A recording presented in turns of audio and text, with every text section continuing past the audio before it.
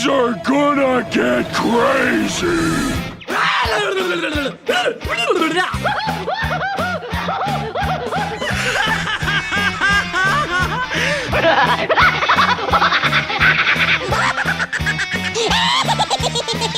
Most everyone's mad here. Hello, everybody, and welcome back to another fun-filled episode of AniMat's Crazy Cartoon Cast. How are you all doing, everybody? Hopefully you all had a wonderful weekend, and welcome to the month of August, by the way. So, we are still having a great time enjoying our little summer here. And, by the way, I think it is worth mentioning, it's just worth mentioning, at least for me, because this is kind of a personal milestone. But just this weekend, if you guys haven't seen on my social media, but I just recently had my 1-year anniversary of having my tonsils removed, of having my major, honestly, life-changing surgery. And admittedly, it was one of the toughest challenges that I had to go through in my life, at least as of now. But still, though, at this point, never having any more throat infections, whether it be stuff like tonsillitis or strep throats or anything like that. Honestly, it's one of the best things I've ever done for myself in the long run. Like, I don't have to ever deal with that in my life ever again. So honestly, I just feel like it's just a personal little thing that is worth celebrating for me. And the way I will be celebrating it is take advantage of this month to do something I was never able to do last year, which is enjoy my time. Just go out and live life. But anyway, since we are living life right now, and that I am living life by doing this podcast as we speak, today we got a very fascinating episode, especially when there is one particular trailer that came out that had a lot of animation fans talking, but maybe not necessarily for the best reasons. And of course, we will be having a chat about that on this particular episode. But don't you worry, it's not just about that. We still got plenty of other fascinating animation news that is worth talking about. So sit tight, strap yourselves in, because this is still gonna be a wild ride and a good time. Now, with that said and done, I would now like to go into the chat wall, and I'd like to ask you all, are you all prepared for today's episode of AniMat's Crazy Cartoon Cast? Let me hear it, folks. Are you all ready? Let's see now. Yes. Oh, yes, yes, yes. I do see people are prepared. That is wonderful to see. And so, with that said, it is now time that we shall go and get things started. Now, before we go and look upon the main trailer, there is another trailer that I like to go and watch with you all. Something that, I'll just say right now, is a lot more positive, and something that I personally am a lot more excited for. Now, honestly, I was not expecting this trailer to actually come out, but upon watching it, there's a lot of very interesting things that I feel like it definitely is worth discussing, especially when I am a major fan of this. So with that said, let us go and begin by checking out the gameplay trailer of the anticipated remake Epic Mickey Rebrushed.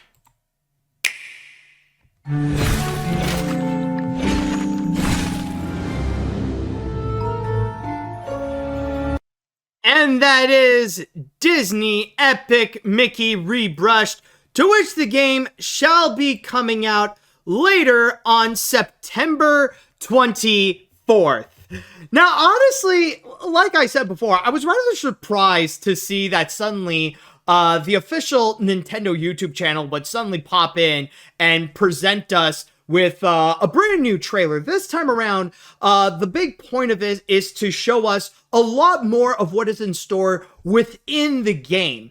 And I will say, based on my experience on playing Epic Mickey many, many times, there is a lot of significant elements that do return that honestly, it does bring me back, and I do remember a lot of that classic gameplay that they will be bringing back for this. So one major example, of course, is actually this right over here. So collectibles is going to be a massive thing, and a big part about Epic Mickey that not many people have talked about is in regards to collecting pins. There are the 3 main sets that you would go and look in order to go and fully complete the game 100%. So there are the bronze, silver, and the golds, and then of course there are the special ones that you could only achieve by doing specific things in the games. It's kind of like in-game achievements that you would receive. Like if you don't have like a PS5 or an Xbox Series, then if you want to still get like that good old achievement, like doing a good job because you did a specific thing, instead of getting points, well, you'll get pins. So of course that thing is going to be returning. So we do have that mechanic that's going to be coming back. And then of course we got the platform levels. We got all those little platform levels that are based on classic Mickey Mouse and Oswald the Lucky Rabbit cartoons. They of course are going to be returning, where they're going to be like segways that if you want to go and move from one area of the place to another, then all you have to do is just go onto these little platform levels, where in the meantime you could go and collect tickets in order to gain more currency, and then you can easily buy things in whatever the stores would have to offer. Now, there is one thing that I personally do hope about these levels in Rebrushed that they could go and fix compared to what is in the original Epic Mickey. I do hope eventually you can actually go and skip these levels if you want. Like, if you just want to go from, like, the main central hub at Main Street and you want to go to Ventureland, for example, well, instead of going back and forth on that same platform level again and again and again to the point that it becomes repetitive, I do hope you do have the option that you could just skip it, where you don't have to face that repetitiveness. I don't know. That's just my criticism from the game that I do hope that they could go and include. If that's the case, then honestly, that would just be absolutely wonderful. I'm not saying remove them. I'm just saying that if you are going to go and try to complete the game 100%, then going back and forth on those platform levels, like, they have really nice appeal and great charm at first, but then at a certain point, it's like, okay, I've already seen this thing again and again. I know the ropes. I know how to go around it. I know how to collect extra tickets. Like, just want to make sure that they can clear that. But then also, there are definitely some other things I want to go and mention, because there is like a main thing technically to go and bring up, but I want to save that for a little later. But of course, you do have some of the other effects. You do have like special abilities, like sketches that you could bring in order to go and distract or even take down some enemies. Like, they do introduce the television, in which you can see, like, or that they introduce at Mickey Junk Mountain. But also, I think it is worth mentioning right now, and one thing that I do see that might be a bit of a letdown in terms of the remake is actually something that I've noticed right at the beginning. It's like this little part right over here when Mickey and Gus first enter Mean Street, like this part.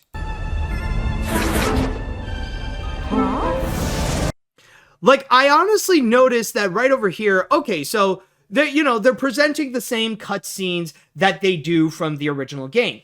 But it looks like, based on this, I don't think they'll be delivering upon one thing that many fans have been requesting for, and that is voiceovers. A lot of people have been demanding that the cutscenes would go and have some actual voiceovers for the characters, where we would actually hear characters like Mickey, Oswald, Gus, and several others actually speak, instead of making like those little banjo and kazooie noises, or not necessarily banjo and kazooie noises, just like make one little like sound just to make like a reaction, like, huh? Oh, huh?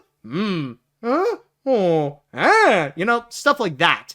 But unfortunately, considering that there is still text, I think from what I'm seeing is just, some people are saying Lego Star Wars grunts. Yeah, more something like that. So unfortunately, I think it is not likely that they will be including full voiceovers onto Disney Epic Mickey Rebrushed. I know technically that was a problem that they were able to fix in that they were able to do that for the sequel, The Power of Two, but honestly, I'm personally not a huge fan of the voiceover in there, with the exception, like, Mickey Mouse, honestly, was actually pretty good. And it wasn't until, like, the ending, when you're facing the final boss with the Mad Doctor, that actually becomes pretty awesome. It was like, throughout the whole thing, you got the Mad Doctor just constantly singing songs, and they can be pretty cringe. But then, like, suddenly he gets serious, and now he actually just speaks. That I actually find to be pretty cool. It was one of the few moments I actually did enjoy in The Power of Two. But that's the sequel. And here we're now focusing on the remake. But what I will say, the true standout thing for me, and what really does define this as a remake, is honestly the update to the graphics. And that is where I think really does stand out. And, like, honestly, there definitely is a noticeable difference between how it was back when it was first released on the Nintendo Wii back in 2010 and how it is going to be now in 2024. Like, so far, the look of it is just downright gorgeous. It is crystal clear, and you could see there is this massive polished look. Now, granted, I will say that technically, considering that this is uploaded by Nintendo, I don't know if we are going to get that level of quality on the Nintendo Switch, because I know that technically, in terms of graphics, the Switch is not as powerful as most of the other consoles, whether it be the PS5 or even the PS4, or even whatever new Xboxes are out, or even compared to the PC. But still, though, I think it will absolutely deliver on how the graphics are going to be and how they updated the worlds, like how you see like just even like over here, like with Oztown, how they updated everything, even like how you see the contrast between the painted cartoony world and like the dilapidated wasteland that is underneath, like especially on this house over here. It's honestly really nice. But if I do have to go and point out what I consider to be the highlight of this, what I consider to be the best part of this trailer, has to be right over here. The fact that they showed the small world. Oh, we got a new fish? Oh, who is the new fish over here? Oh my god, I'm sorry that I missed that over here. Who would that be? Is it Kaluuya Morales? Okay, well, welcome to the club, my dude. But anyways, yes, back on to what I was talking about. Yes, right over here. Like the introduction of the new version of the It's a Small World clock tower. Now, you can correct me if I'm wrong. I do remember that is actually one of my most popular Epic Mickey Files videos. And now seeing the update that they put in here, holy crap. This absolutely delivers. Like, I'll say right now, the clock tower is not only my favorite boss in the game, but it's one of my favorite video game bosses ever. Like, it honestly truly does define what Epic Mickey is, or what Epic Mickey is meant to be. Just taking Disney iconography and just make them dark and twisted. And this absolutely looks exactly like that. You just see the mangled up face of the clock tower. You see, like, everything else is just so, everything is so rotten, it's decrepit, it's like tearing itself apart. And like, even just see it in motion, like the arms coming out, like that is just awesome. And not to mention this part over here, I don't remember balls just suddenly rolling in out of nowhere. So I think this could be a significant update that they're doing, not just in terms of the graphics, but I think even in terms of the boss fights. They might be updating it where now they're going to go and present some new tricks, where now we see, for example, the clock tower is going to summon some balls that you got to go and dodge. So Yeah, I think honestly, it's not just gonna be a I don't know if I could say shot for shot remake. I don't know if that actually does apply in terms of video games, but this is going to be something in which we are going to see some new tricks. They will be trying out some brand new stuff within the game, and honestly, I'm pretty excited to see what they have in store here. Honestly, I'm just really hyped up where it's not just going to be the same game. It's not just revisiting it with a brand new paint, but also that we are going to see some new mechanics that are introduced. I mean, technically we already know about some that they are bringing out. They have introduced us to the costume mechanics that they are bringing from the second game, I believe. Or, yeah. It was from the second game where they got costumes. And they did remind us once again, considering that it will be part of a special pack if you would have, if you would go and pre-order it digitally. And not to mention that you would have a 24-hour early access.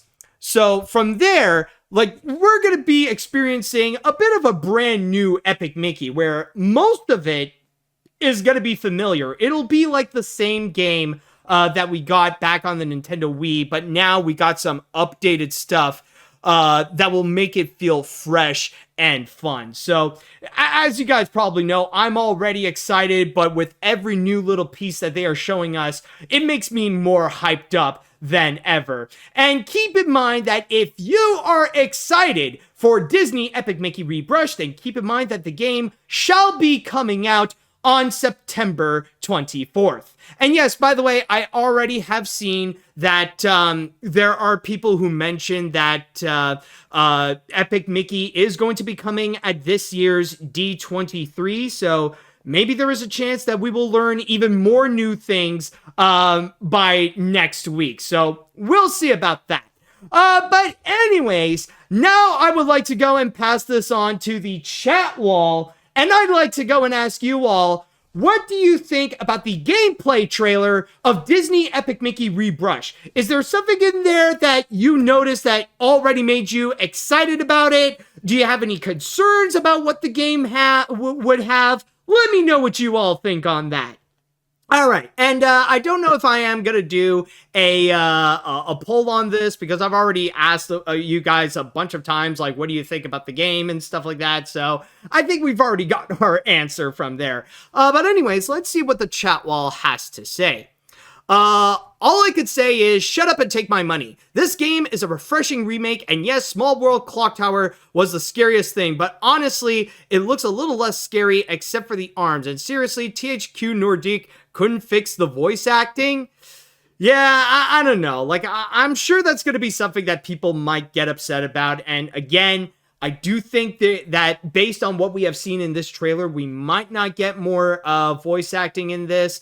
Well, then again, I would argue that if they would bring in voice acting, it would be a bit of a challenge to try to, like, use the same cutscenes that they have and then suddenly bring in the voice actors. Like maybe they could have done like a dubbing job, but I don't know. I guess it depends on like how much money Disney is willing to give. And not to mention, I think it would be a little bit too late if they would go and want to include voice actors right now, considering that they are on strike against video game companies, and that does include Disney on that list. So I don't know. Like, for now, I think we can only take what we can get.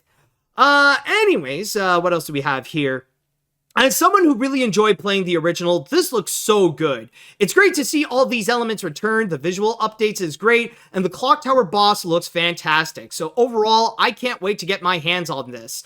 Also, I do have a few questions. Have you pre-ordered the Collector's Edition? Are you going to do a review of this? Are you going to stream the remake? I'm just going to say, yes, I am planning to stream the remake for sure. Like my first playthrough, I'm definitely going to go and do that. Yes, I am definitely planning to do a review of it. I think that is a given. And honestly, no, I haven't pre-ordered the collector's edition yet because honestly, it is extremely difficult to do so. Like, no joke, on day one, on the moment that it was announced, it was already sold out. You cannot find any other shop, not even on THQ Nordic's website, that you could go and pre-order it. So honestly, it's a bit of a challenge. I'll see what I can do to find my way in order to go and grab it, but I promise you, I will be getting that collector's edition. That is for sure. I know it is very expensive and more expensive than it should be, but it is something that I personally would want. But anyways, Epic Mickey is one of my favorite Disney games next to Kingdom Hearts, and I'm glad to report that this really lived up to my hype. Not only does the gameplay look smoother, especially the camera, and the visuals got, for a lack of a better term, a great new coat of paint. I'm going back and forth whether or not I should buy this version or stick to the Wii, but right now, this looks fantastic. Even if I would prefer if the cutscenes were voiced instead of Lego Star Wars grunts. Yeah, I know, but what can you do? At least the gameplay itself will deliver, or at least I hope. Anyways, let's see what we got here.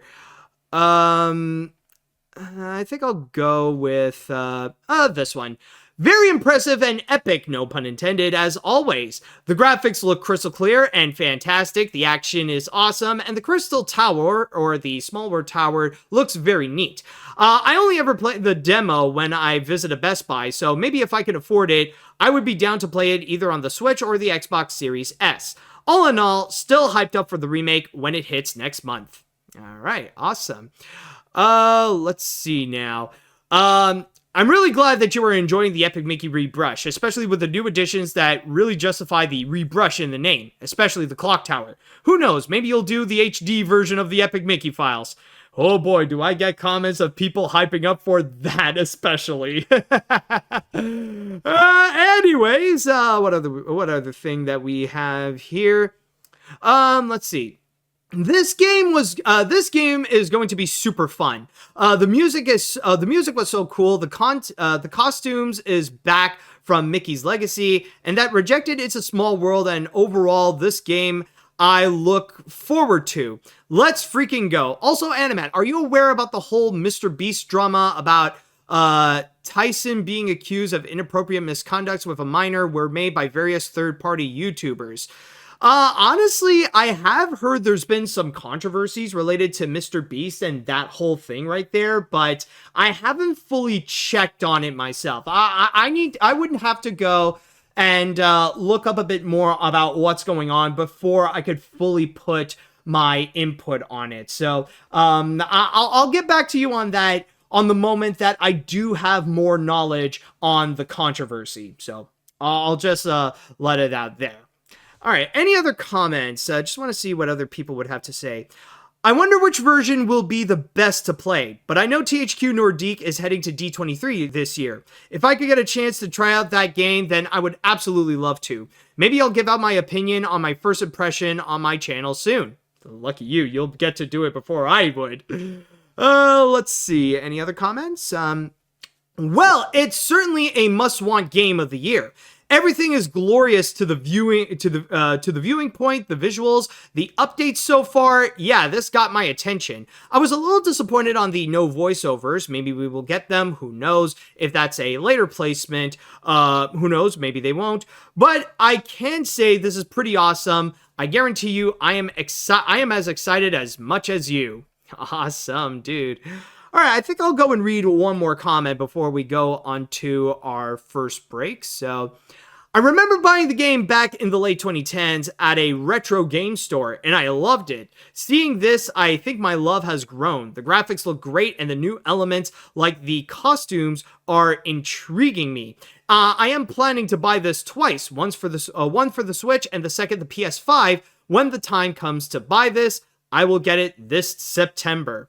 And honestly, I get what you're actually doing. I know it sounds like pretty crazy to say that you would buy several versions of one game, but in the case of Epic Mickey, it would make sense, like, you want to go and get the Switch version so that you can get the Switch experience. Like, you can have, like, a portable version of the game, and also that you would get something that would have higher graphics, or that it would use the graphics to its full potential, something like a PS5 version or even a PC version. So honestly, I do get where you're going, and I'm thinking I might do the same as well, like get the Switch and the PC version.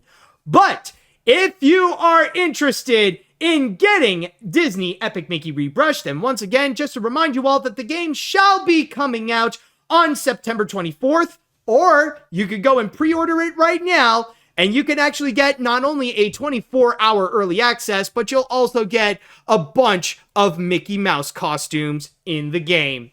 Alright, so now we're going to go on to our first break, and when we do return, we shall be talking about another trailer, but this time this is the main trailer that this episode is all about. Many people have been waiting to hear my full piece on this, and oh boy, do I have a lot to say about this spell. Or, considering how it is, it feels a lot more like a curse. So stay tuned for that.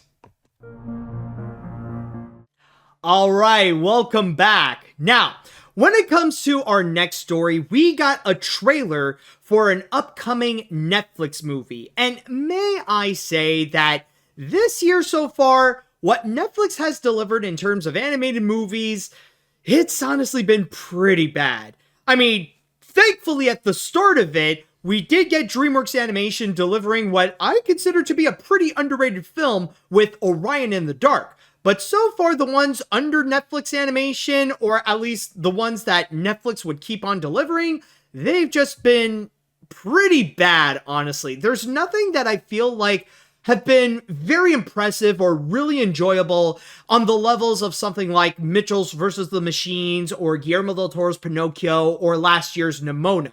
So far, you would get crap like Thelma the Unicorn. Then there was Ultraman Rising, which I thought it was okay, you know, it was a pretty decent movie, especially the animation is just fantastic in there. And then very recently, we got Saving Bikini Bottom, the Sandy Cheeks movie that was just god-awful. Like, honestly, I do feel like it was the worst animated film I've seen on Netflix since America the Motion Picture. Like, it was really bad.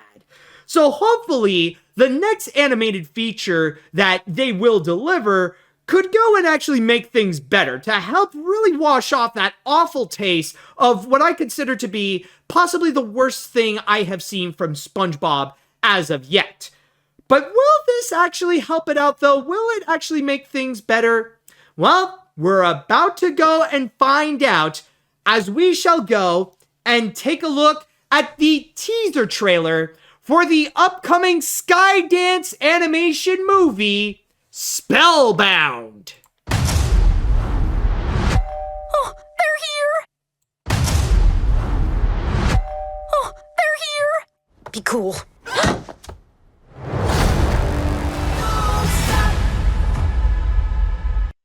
And that is Spellbound, to which the movie is going to be released on Netflix on November 22nd. God, honestly, just watching this, it makes me feel like, yeah, I just want to rewatch Wish. Honestly, just give me Wish any day of the week compared to what we have just witnessed. I'm just going to go and say that right now. Now, the one thing that I just want to go and clarify is that I do understand if there are some people out there who want to go and give this a chance and look past some of the controversial people that are involved with this, especially with the fact that this is a Skydance Animation movie. The producer is, in fact, John Lasseter, the disgraced producer who got fired from Disney because of his long history of sexual misconduct. So I understand if there are some people out there, they want to look past John Lasseter in order to go and give this movie a chance. But already, right off the bat, it does not want you to forget that this is from John Lasseter. And I think that is already the one thing that I feel like is the major thing that people have been complaining about. The biggest problem with what we have seen, the fact that it has to keep knocking you down again and again to remind you that this is from the visionary of Toy Story and Cars and also A Bug's Life and Toy Story 2 and apparently Toy Story 3 and also Cars 2 and stuff like that. Like, just going in, like putting this, like shoving it in front of our faces again and again of John Lasseter's credentials of his works at Pixar. Mainly the ones that he has directed, and also the inclusion of Toy Story 3, because I guess. And then you would just get that one quick little moment where they would also go and mention Vicki Jackson, the director of this feature, who previously worked on, hold on, where is it? Yeah, right here. Mentioning that it's from the co-director of Shrek. Like, after the pandering of John Lasseter that they would do again and again and again to try to enforce the ideology that this would somehow be a Pixar quality feature, and then just one quick little moment that it is Shrek. Now, I know that Skydance has previously done this before, where they did go and say the same thing with the movie Luck. In their trailer, they would say that it's from the same guy that brought you Toy Story and Cars. But this one right over here, man, did it double down. And not only that, but really sounding desperate about it. Like, trying to, like, they want to try to be cheeky with each of the things that they would go and say, like they would say, the visionary also did this. Oh, and by the way, did we also mention Toy Story 2? And Cars 2? Oh, and don't forget Toy Story 3. Trying to be like cheeky about it, but it just makes it absolutely cringe. And honestly, it just feels like right now, you're like, it really clarifies that Skydance Animation literally has nothing in terms of promoting its feature and really dependent on riding off of the back of Disney. And also, I did see, by the way, that in terms of the tags, like, I cannot show it to you here, unfortunately. I wish I could, but I did take a picture on my social media. But I did notice that even the tags that they would go and include on this, the grand majority of them are actually Disney related. That they would list down the Disney princesses like Snow White, Cinderella, Aurora, Tiana, Elsa, Anna, and several others, and putting in like different Disney tags like Disney Princess, Moana, Toy Story, and Cars and stuff like that. Like, they're really dependent on trying to use Disney as a marketing tool to promote their stuff. And that, honestly, I cannot lie, that feels absolutely shameless. I know that technically the studio is still in their beginnings, but the fact that they're dependent on trying to use the Disney brand in order to promote their stuff, instead of using the content itself in order to go and promote it, that honestly, not only does it feel shameful, but it really does clarify that it has nothing to offer. And here's also another really messed up thing.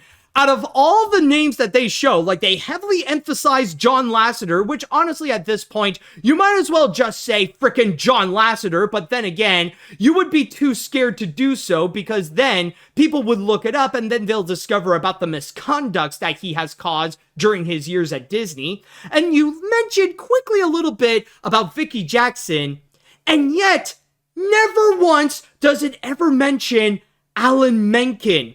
Because one thing to go and clarify about Spellbound is that this is supposed to be a musical, which would feature music from Alan Menken and Glenn Slater. And that would have honestly been a perfect opportunity to go and say that this movie has songs from the people that brought you Tangled. That would have been perfect. And debatably, other than the actors who would be in this, because this movie does have an all-star cast, Alan Menken is the most marketable name.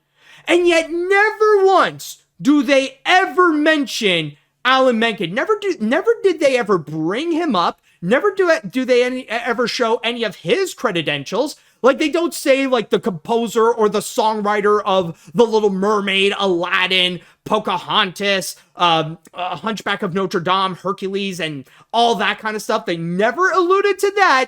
Like, honestly, at the most, is just in the description of the YouTube video right over here, saying that it is from the composer of The Little Mermaid. And that's it. And by the way, not to mention that, have you guys noticed that there's something missing here? I'm gonna ask the chat wall. Chat, what is the one thing that this trailer is completely missing? I'm asking you right now. Tell me. Let me see now. Let's see. Someone says songs. Songs. There we go. Well, someone mentioned something good. I mean, yes, but other than that, yes, songs. Where the fridge are the songs? Where are the musical numbers? Why is it that this trailer is hiding the fact that this is a musical? And not just that, but also presenting this movie like it's some kind of generic animated film, with the fact that they would keep playing Don't Stop Believin' from Journey, which there have been some comments in here in which they would legitimately say that this is like the 200th movie that they would have a trailer and they would play Don't Stop Believin'. You know, like, honestly, it just, like, again, it just presents this not as another animated musical, but just another generic animated kids flick. You know, it's just doing the same song and dance routine that we've seen with just about every other animated feature. But my question is, though, why not present the songs? Why are you not presenting any of the musical numbers, let alone any of the score, any of the music that Alan Menken would go and play? Why not feature any of that? Honestly, I got 3 theories as to why this could be the case. Number one, well, it could be the fact that this is just a teaser trailer per se, and there is still musical numbers, but they don't want to immediately go and show it. Number 2 would be the fact that maybe this is no longer a musical, like it was planned to be a musical, but then they decided to just completely remove it. And the fact that they only bring up the fact that Alan Menken is a composer of this movie and not actually one of the songwriters, that could be problematic. And honestly, I wouldn't be surprised if maybe John Lasseter decided at the last minute to go and be like, okay, no, we're not doing musical numbers anymore. Musicals don't sell, so let's not do musical numbers. So they would scrap all that. So that could be also another option. Or my third theory, maybe the songs are absolutely so bad. I mean, it's hard to imagine because this is Alan Menken and Glenn Slater, and the stuff that they have worked on, that they collaborated on Tangled, both the movie and the series, they're absolutely incredible. But it could be a possibility that maybe the songs are just so bad that they're not worth marketing. So either way, though, the fact that the movie is a musical, yet it doesn't want to present itself as a musical, that I consider it to be problematic. But then there is also another thing that I do want to bring up that is within this trailer that I just can't help but find to be awful. It's the comedy. The comedy is downright cringe. They're just flat out terrible. And there are times when the comedy can be absolutely weird. And when I say weird, I mean weird in like a Trump supporter way, where it's more awkward and creepy, and it just makes me feel uncomfortable in general. Like, one good example is like near the end. I don't know about you, but like, anybody felt weird like with this gag coming in? Whoops, hold on a sec. Need to put in the audio. I said drop them. Oh, guess we gotta be a bit more specific. No. Honestly, especially from a John Lasseter produced movie, no, I don't feel like this film has the merit of making a dropping pants kind of joke. No, I'm not cool with that, honestly. That's just flat out wrong. And even like the other comedy as well, like even at the beginning, like with the, like with the frog thing right over here, like this little piece. Yeah, hold on a sec. Yeah, like, I'm giving you 5 stars. Yeah, that one honestly is another thing that sucks. I feel like it's one of those like pop culture references or like trying to reference modern things, but in a fantastical way. Like that, I also feel like it just absolutely sucks. So already just with the tone alone, it really puts me off and it just makes me feel uncomfortable just from watching this. And not to mention, like, there's been a lot of people who, like, I noticed this, you mentioned it in a chat wall. Like, for me, I was thinking, okay, the plot kind of resembles a little bit like Pixar's Brave, but you actually made a better comparison where the story of this so far,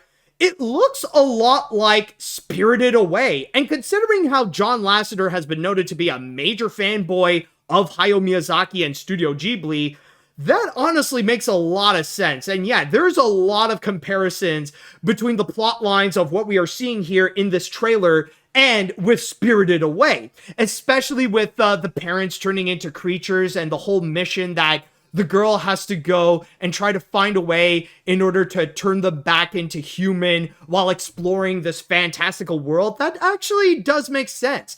Except the storytelling is a lot more Americanized, and it's just going to be a lot worse. And especially if it's something that it's hoping to be like the next Spirited Away, yeah, good luck with that. That's already a failed mission right there.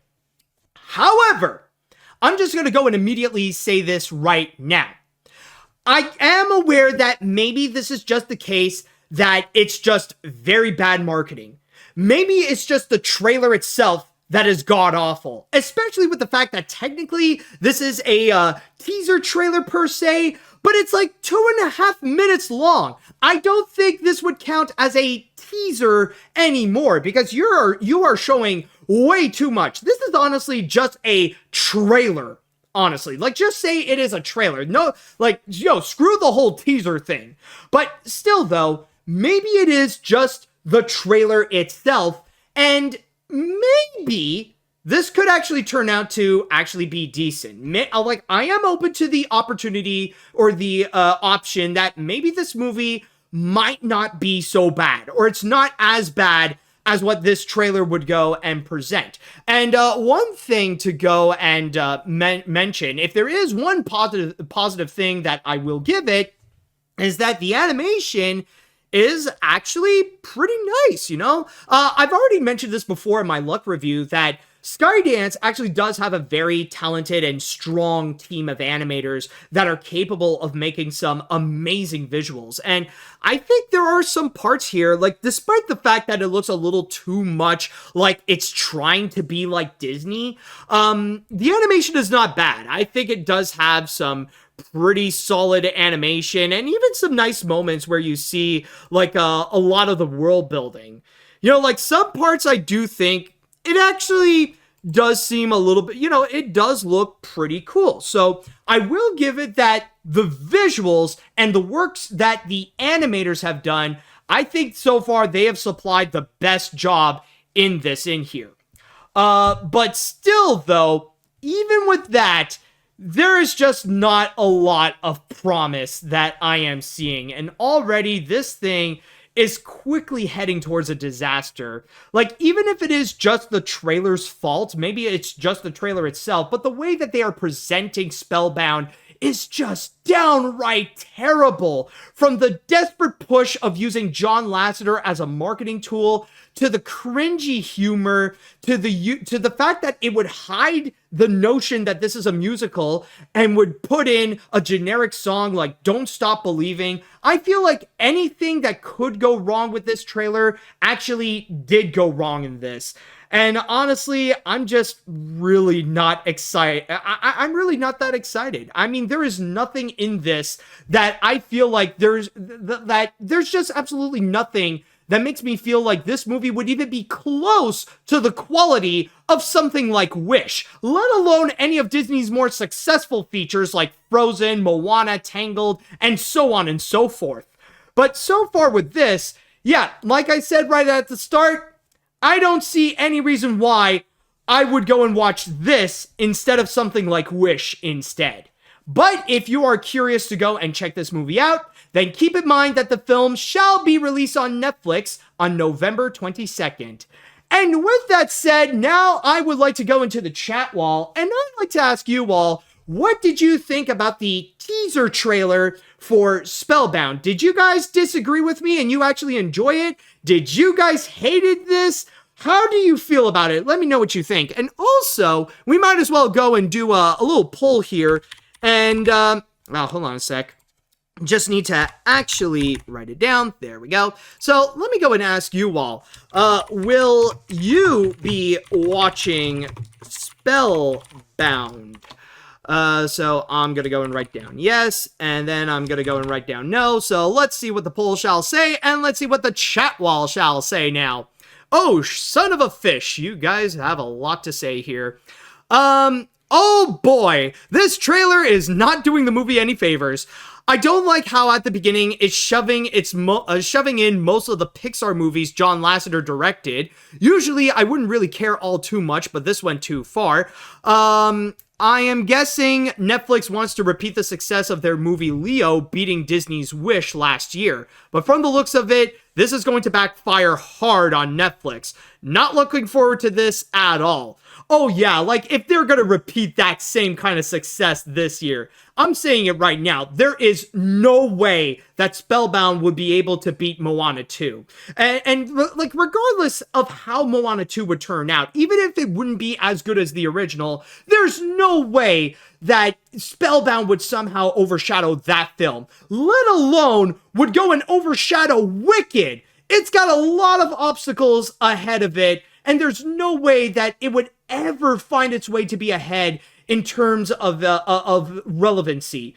Other than the fact that maybe it would be so bad that it will get the same treatment as Wish did last year. Honestly, that's my guess. But other than that, though, yeah, there's no way that Spellbound would go and beat Moana 2. I'm just saying. Let's see. This may be the first time I look at a trailer and I just feel nothing. I guess there's a bit of creativity in the animation, but the voice actor's talents feels wasted, especially Zegler's, and everything else from the story to the comedy are so banal that it might be the first animated film in history to have no identity whatsoever. Also, I know we clown on the "from the visionary behind Toy Story and Cars" tagline they did on Lock, but the opening was just sad.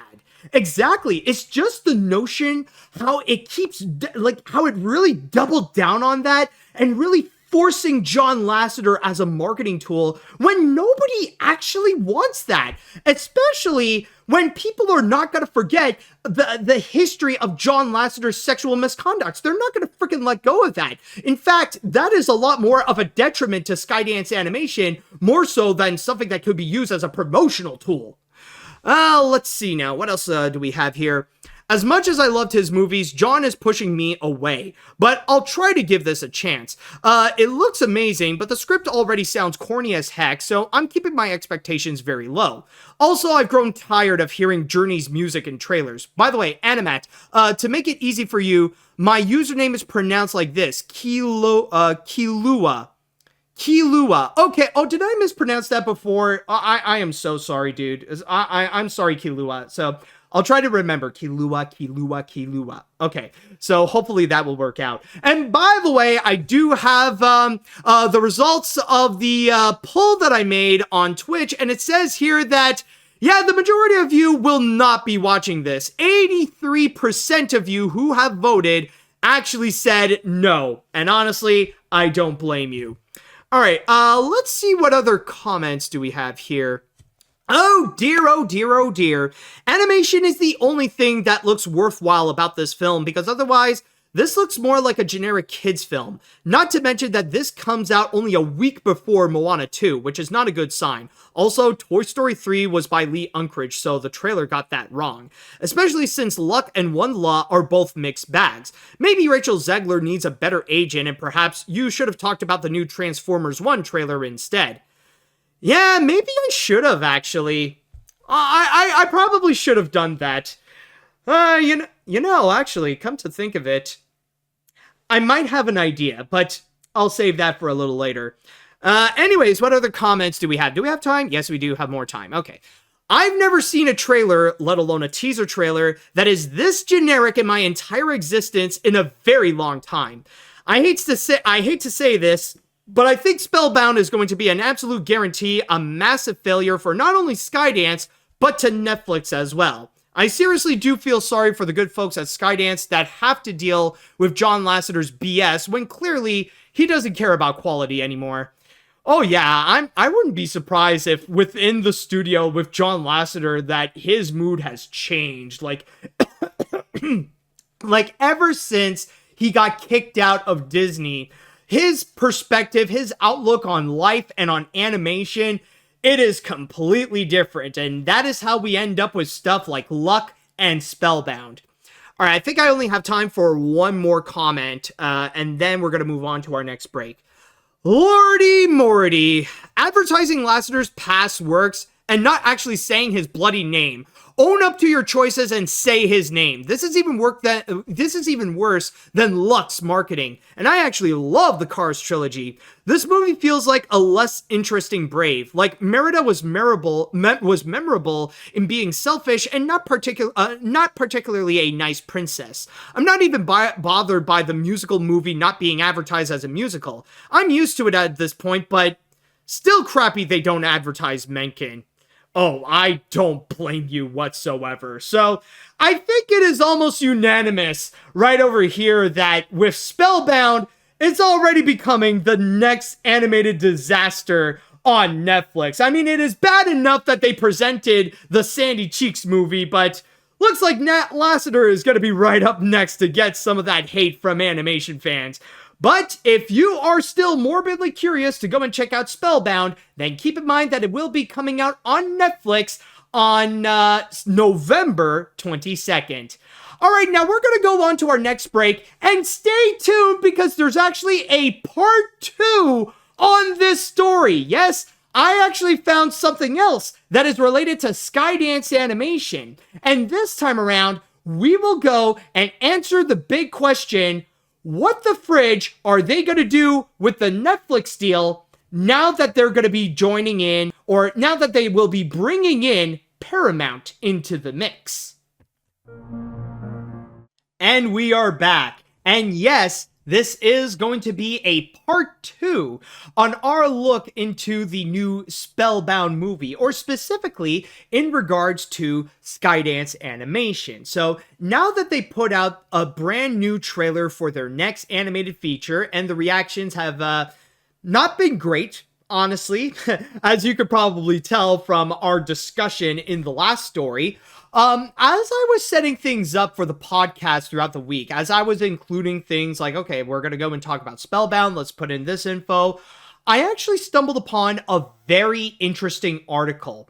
One that actually gave us a little bit of a perspective of what is happening behind the scenes at Skydance Animation, especially when the parent company, Skydance Media, is part of what is easily the biggest news and entertainment this year of the fact that Skydance is about to acquire Paramount. And since that company is about to go and acquire a major studio like Paramount, and well, technically its parent company as well, National Amusements, that does leave one significant question. What are they going to do with their deal with Netflix Animation? Now, this is an article that I have discovered. This is technically from Yahoo Entertainment, but it's actually from The Wrap. And I'm not using The Wrap directly because this is actually one of those articles that you would have to pay and you would have to subscribe onto The Wrap in order to go and actually see what they would have to go and legitimately say. So I'm technically using a free version, and if you are watching this on YouTube, by the way, then feel free to go and check in the description where you will have a link to it, and it's actually free to read, so you can check it out for yourself. But anyways, this is an article called "What Does the Skydance Paramount Deal Mean for Netflix Animation?" And it actually gave us a perspective of what is more in store and what is the big plan of what Skydance Animation wants to do with Netflix. And you would be surprised that it is a lot more than just being a distributor.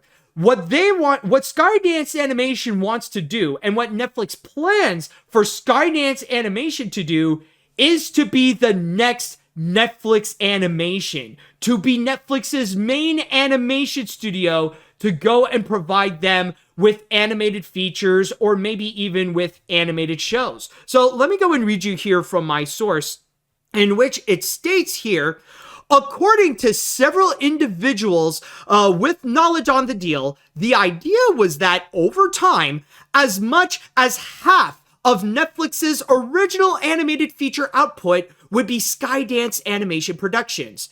But the arrangement has frustrated in-house Netflix animation filmmakers. And while some insiders suggest to the Wrap that Dan Lin, who took over from outgoing film chairman Scott Stuber earlier this year, was unhappy with the deal, others familiar with the matter said that Lin and Lasseter are in regular conversations about the upcoming animation slate. So basically, to go and say that with Skydance, they have a major role that they want to do, that in the long run, half of all the animated features and half of the animation output from Netflix would be directly from Skydance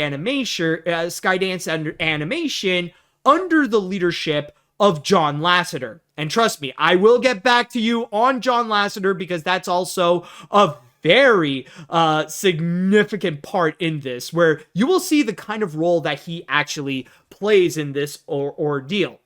But on top of that, they also went more into what Netflix does for Skydance Animation. And you would be shocked that there's actually a lot more to it. Not just the fact on wanting Skydance to be the main animation studio for Netflix, but they would even use a lot, if not most, of Netflix's resources to actually go and make their films, in order to go and make their works. And that's actually another part right over here, in which it states, Skydance, it turns out, has a more lucrative hand in the Netflix deal, according to several individuals familiar with the deal. Netflix covers most of the production costs for the upcoming features. The streamer is also on the hook for the movie's marketing and publicity, with a larger portion of the overall budget allocated to support the Skydance features over other features. Either those developed internally at Netflix, like last year's Leo or this year's Thelma the Unicorn, or licensed co-production deals, such as Aardman's upcoming Wallace and Gromit, or K-pop Demon Hunters, made with Sony Pictures Animation. So more than with any other studio, and more so than even within their own animated features, they're really going big with Skydance Animation, where Netflix is going to be the one who will be supplying the majority of the budget and be in charge of the marketing. So I guess with the teaser trailer of Spellbound, I guess we'll blame Netflix on that calamity right there. And what's very concerning about that is that there was a previous report on the fact that with Skydance Animation's movies, they are very expensive. We're talking about being close to Disney's levels of a budget for their animated features. And maybe you remember this article that we have discussed about a couple of years ago, and it's this one right over here from the Hollywood Reporter called "Why is Sherry Redstone So Upset?" You know, this was actually an article that would discuss about how it was a little bit rocky in terms of the negotiations between Skydance and Paramount. You know, like that sudden breakup that they had before ultimately going with a deal. And there was one part in which they highlighted how the production or how work is going at Skydance Animation and how it's going honestly pretty bad. It is not as well organized as what Skydance would want you to think. And it's actually, yes, this part right over here. So I'm just going to go and reread you this just to give you all a little bit of a refresher. Oh, fudge. Okay, you're going too much.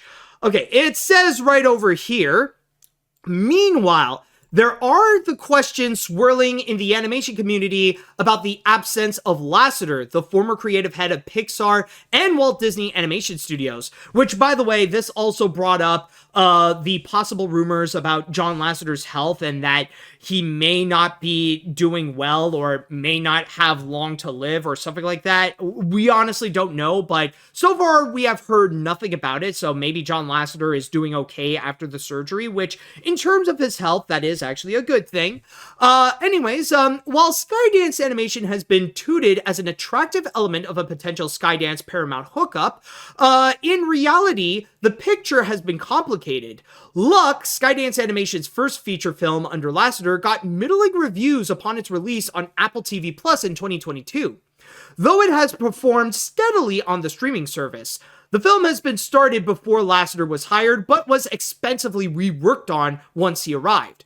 Sources say the relationship between Skydance Animation and Apple blew up when the tech giant concluded that other planned projects were too costly and not strong enough creatively. One sticking point was a planned hand-drawn film, Ray Gun, from Incredibles director Brad Bird, for a number exceeding $150 million. So, could you imagine what Netflix is going through right now? That not only are they in charge of the marketing of their movies, but also supplying the majority of their budgets that can lean into $150 million on average, or maybe even exceeding that. Maybe they could go like $200 million in order to go and produce their feature films. That is a lot of cash that they are sacrificing just for streaming features. And the fact that they're prioritizing them more so than the animated films that they are producing within themselves, honestly is kind of wild. I feel like it's pretty mind-boggling. But because of that, though, this does highlight a little bit of a dark reality in which the one who actually has the upper hand in this entire deal is Skydance. Right now, they actually set themselves up to a point where no matter what happens, they're going to be fine. Even if the worst case scenario would suddenly occur and that maybe Netflix would have a bad breakup with Skydance for the same reasons why Apple broke up with them, Skydance, for now, is going to come out pretty fine. And that's actually with this part right over here. Should Netflix want to change course, the onus could be on the streamer to challenge the validity of the Skydance deal and get out of it, with Lasseter being a possible linchpin. But pulling out could complicate Netflix's upcoming slate, one source told The Wrap. Another individual stressed that Netflix and Skydance are both happy with the deal despite the Paramount merger. Skydance may win either way. Ellison has repeatedly said he wants to release more, not fewer, feature films theatrically. If the Skydance animated features, including Bird's retro future detective movie Ray Gun, returns to Skydance from Netflix, they could be part of Paramount's more robust theatrical slate. So basically, either way, Skydance is going to turn out fine, but it's going to be Netflix who's going to end up with the short end of the stick. Where for Skydance, they could choose to stay with Netflix, and they will be the ones who will go and provide not just the marketing, but the grand majority of the budget of their films, where they could mostly just go and focus exclusively on just creating their TV shows and creating their movies as if it's no problem whatsoever.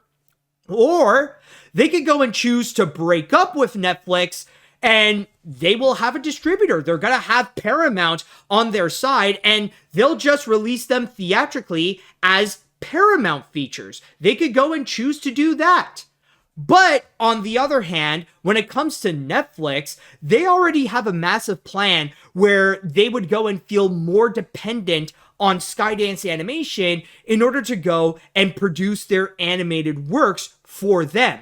If they end up breaking up, then this would actually be a serious reevaluation that Netflix would have to do in terms of their animation output. They can't just rely on the other studios to go and make movies theatrically and then release on Netflix where people would go and watch it. You know, they can't always rely on things like the Minions or Shrek or the Boss Baby and stuff like that. They need to go and put out their own exclusive movies and TV shows that they would have to go and pump out for their own slate, for their own schedule.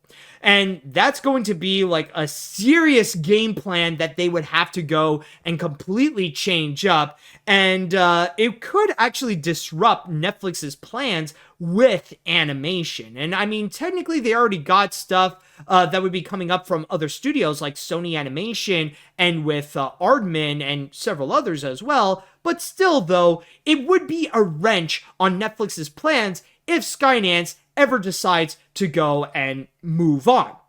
But then comes the big question. What about John Lasseter? What will he do in this entire mix? What is the big thing with John? And honestly, I feel like with this article, and you may have picked up on this, but I feel like it's just very conflicting with the way they would go and address John Lasseter and try to say what he is going to do. Because on one hand, the article would go and state that maybe John Lasseter is just very comfortable with where he is right now. You know, he doesn't want to do any major changes. He doesn't want to go and supervise any other studio. He's just going to be focusing on just being the creative head of Skydance Animation, and that's it. And they even mention that maybe they're going to completely separate Netflix and Paramount, like just keep them as separate entities where John Lasseter would not even touch, which pretty much shows that maybe it might not be the case about a previous thing that I've talked about if John Lasseter would suddenly become the head of Nickelodeon. Like maybe those plans of mixing Skydance Animation with Nickelodeon might have been completely scrapped altogether. Who knows? But on the other hand, though, they actually do state that the rap sources would go and tell them that they might have some bigger plans for John Lasseter, especially if they want to form a massive brain trust for Netflix. You know, do the same thing like what John Lasseter used to do at Pixar, where they would form a massive brain trust, get the creative heads of that studio, where they would go and evaluate how the movies would go, and not just Pixar movies, but also some of Disney's animated movies, some of their live action movies, and so on and so forth. That Netflix would have their own that would consist of the big heads or the big creative heads at Skydance Animation, including John Lasseter, Brad Bird, Rich Moore, Don Hall, and all those guys, and that they would probably be supervising not just the Skydance films, but also Netflix's animated works and also Paramount's works as well. They're suggesting that could be the possible idea, but again, this article would go and try to contradict that, saying that it would not be the case.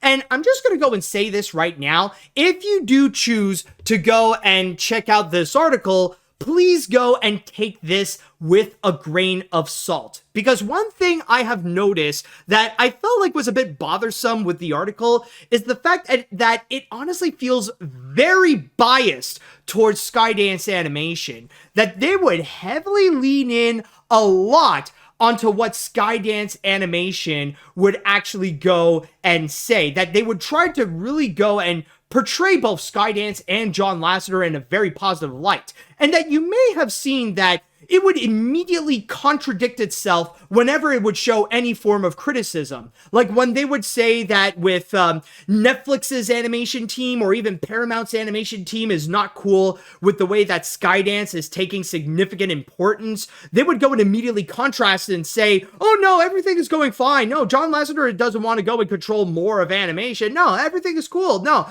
Skydance is cool with Netflix and stuff like that. And even like right at the end, like, oh my God, it is like desperate pandering that you would see over here. Even mentioning, you guys probably remember that one moment where Netflix would go and reveal their massive animation lineup for this year and for 2025.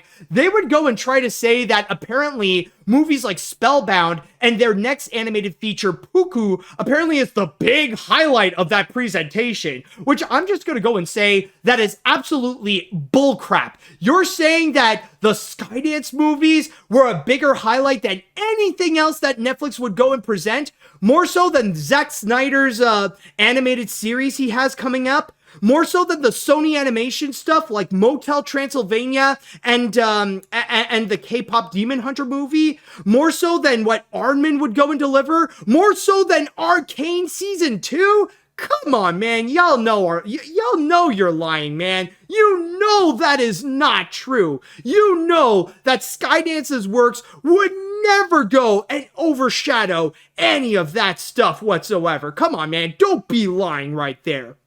So yeah, this is just to go and mainly say that if you are going to go and read this, keep in mind that it will be pretty biased towards Skydance Animation, pretty suspiciously, to the point that I would not be surprised if the rap was actually paid to go and do this article from Skydance. I mean, there have been some articles before that it was pretty clear that Skydance paid them off in order to do some promotional material, in order to re-platform John Lasseter and all that kind of stuff. And speaking of which, despite all the contradictions, there is one common thing that I have seen, and one big takeaway is that I have noticed that with this article, not only is Skydance Animation putting John Lasseter back to work, but they want to go and re-platform him as an animation leader, like to put him back in the position of where he was at Disney and Pixar, but for other companies, like for Skydance and maybe even for Netflix and for Paramount. And in that regard, honestly, I feel like they're taking a serious risk that could lead them into massive failure. Like, I know that people will narrowly go and just take a look at the one thing that would seem like a massive positive for John Lasseter, and that is the fact that he managed to convince several talented Disney people to come and work for him, whether it be Alan Menken, Rich Moore, Brad Bird, Nathan Greno, or even recently with Don Hall. That people would look at that and say, oh, Skydance is going to be the new Disney because all the big Disney people are going to work for John Lasseter now. That, I will say, there is one counter argument that I do have that would break any notion that they just want to move because they want to work for John Lasseter instead of Disney. Money. Do you not think money is not part of this entire situation? Do you not think that they would want to go and move over there because they offered a better deal in terms of compensation, more so than what they would get at Disney? In fact, let me ask you this. Do you think people like Brad Bird, Rich Moore, Don Hall, and all those guys, would they choose to go and work for John Lasseter even if the pay would be significantly less?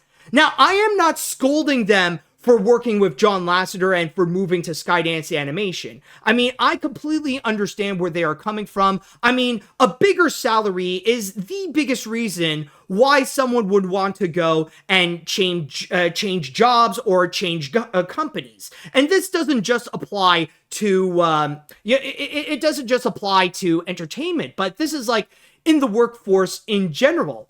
So that's the biggest thing. You cannot go and tell me that, oh, these guys just want to work with John Lasseter. No, that money plays a significant factor, but you're not going to see articles like this talk about it because it wouldn't make a better story to make John Lasseter a lot more prominent and to make him as the visionary that Skydance wants people to go and look him as.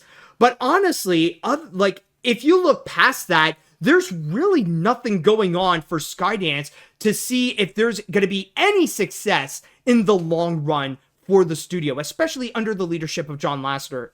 Especially when you factor in that ever since he took over the studio these past 5 years, it's been nothing but an absolute disaster. The studio has been met with massive backlash when he was hired. There was the first movie that they came out that was honestly a massive flop, or at least it was a critical flop with both critics and audiences. There were the fact that reports came out that Skydance Animation has a seriously toxic work environment, according to allegations from animators. And then we recently got what we have right over here with the Spellbound teaser trailer that is not doing well in terms of giving out a good first impression. In fact, the impression that they're giving out to people is honestly pretty bad. And not to mention the big breakup that they had with Apple, revealing that their movies are too expensive and not good enough creatively, even if they would get people like Brad Bird or Don Hall or Rich Moore or anything like that.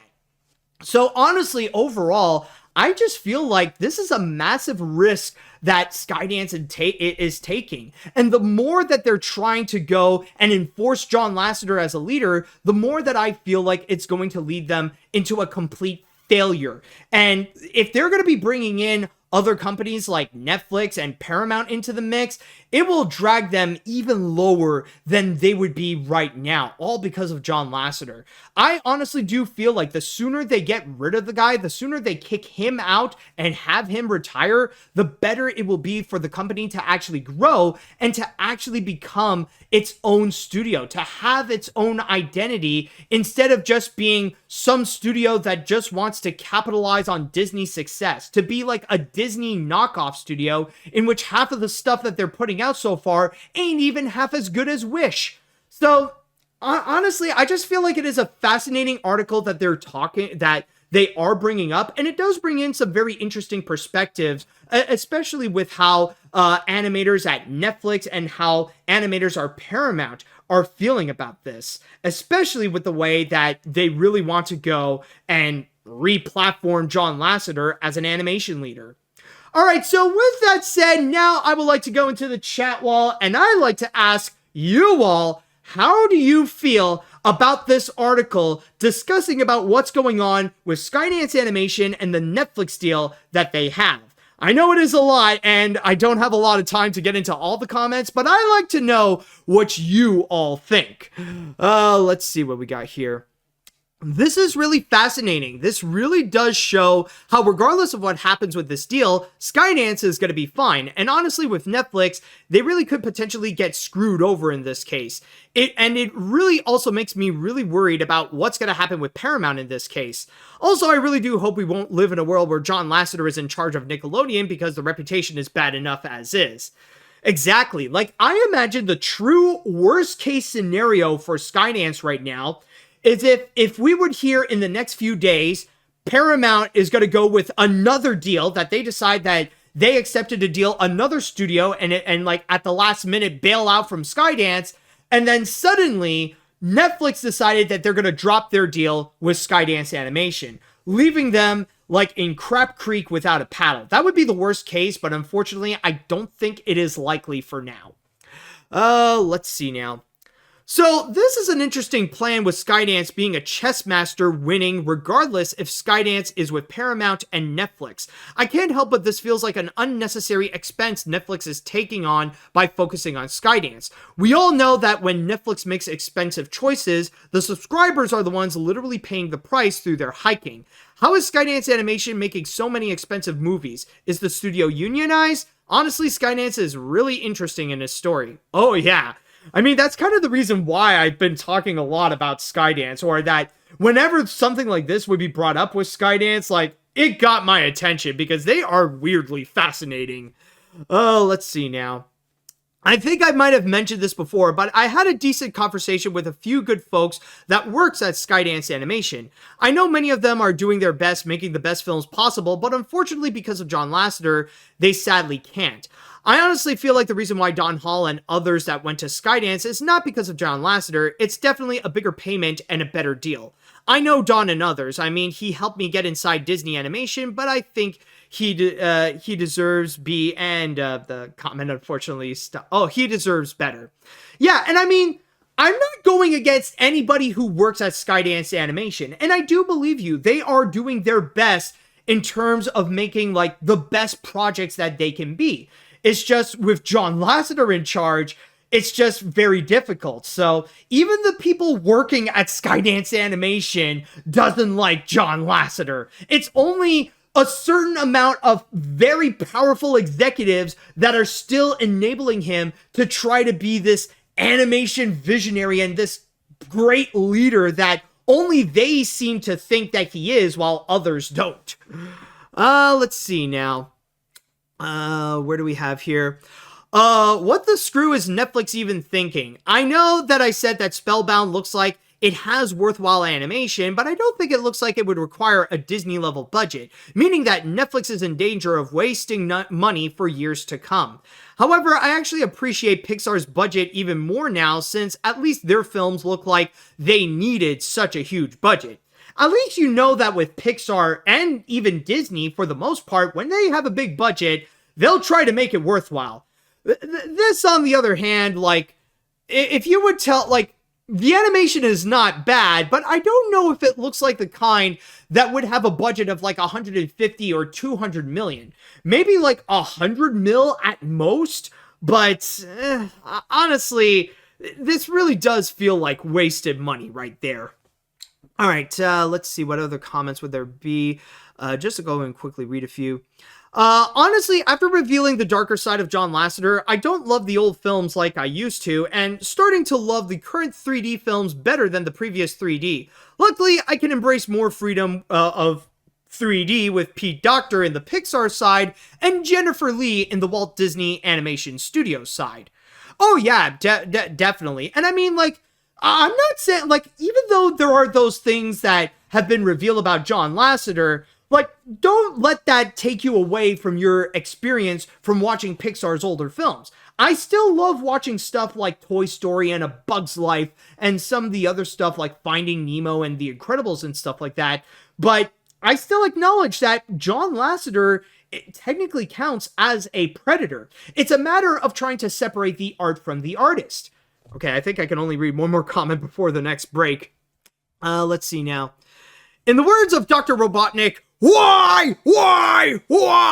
Seriously, Skydance Animation is stuck between a rock and a hard place. I wish the best of luck of the people who work in that studio. I am not sure about Netflix is going to break up with Skydance or find a distributor with Paramount, but with John Lasseter, he needs therapy and needs to get his act together, and Netflix needs to stop the marketing about him. Speaking of stupidity, J.K. Rowling, well, I mean, you could just stop there and that would be clear, got backlash after labeling a woman as a man, yeah, specifically in the Olympics.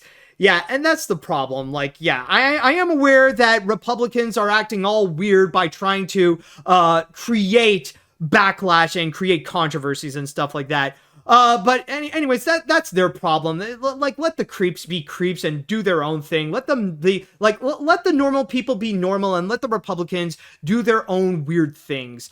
As long as they're not hurting anyone. And then at that point, well, that's when we have to call them out. But anyways, we're going to go on to our next break. And honestly, I had an idea of what the next story is going to be, but I might change my plan on this one. And you'll see what I mean. I think I got something else in store, and let's go and watch one more trailer. So we'll be right back. When it comes to our next story, originally, I was thinking about talking about the fact that Warner Brothers Discovery has unfortunately shut down the Boomerang streaming service.